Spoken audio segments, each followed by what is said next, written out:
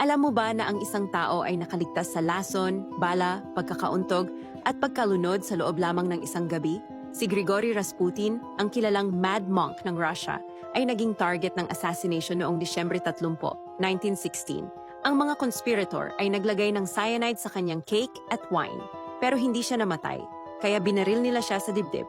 Pero tumayo pa rin siya. Binugbog nila siya gamit ang metal rod. Pero humihinga pa rin. Sa wakas, itinali nila siya at itinulog sa malamig na Neva River. Pero ang autopsy ay naglabas ng shocking na katotohanan. Hindi siya namatay sa lason, bala o bugbog. Namatay siya sa hypothermia at pagkalunod. Ibig sabihin, buhay pa siya habang nasa tubig. Ang pagkamatay ni Rasputin ay naging simula ng pagbagsak ng Russian monarchy.